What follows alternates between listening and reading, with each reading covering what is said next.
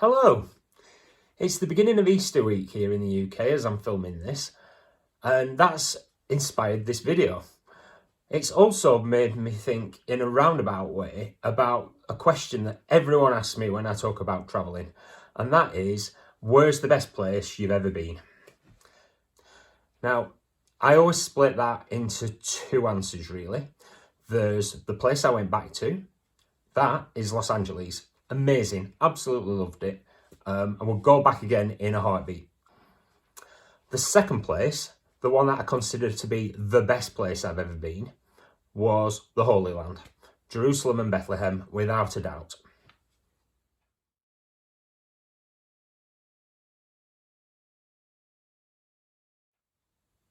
So in July 2015, I went on the Thomson Spirit cruise ship to the port of Ashdod in Israel. And from there, we used that as a base to go out and explore the Holy Land. And I got to see some amazing places. Now, obviously, when you're visiting Israel and Palestine, there's a lot of politics. This isn't a political blog. You can't avoid it. So there are places where you see the politics in action. Similarly, it's called the Holy Land because it's holy to so many religions, and there is religious tension there as well. But in fairness, I didn't actually see very much of that. Now, personally, I'm a Christian, Church of England, and I grew up learning the Bible stories of Jesus, who was born in a stable in Bethlehem, and he was crucified in Jerusalem.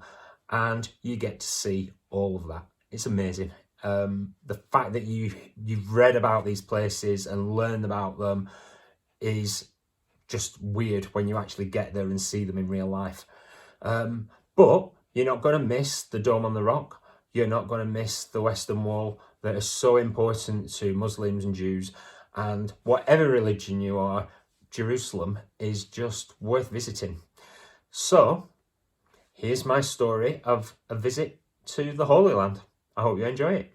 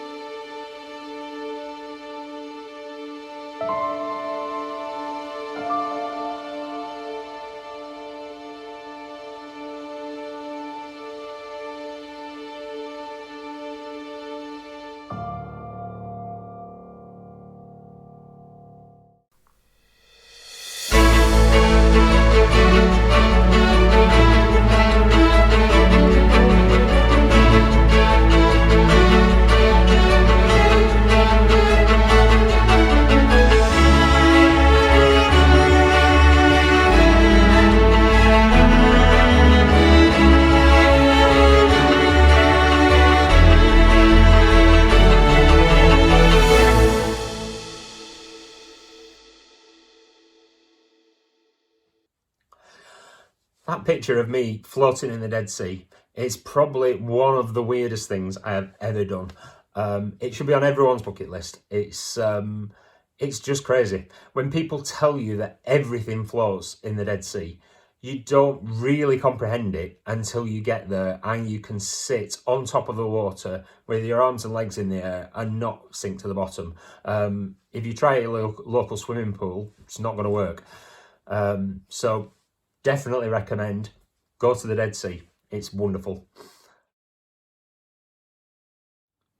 So why is Israel and Palestine the best place I've ever been to?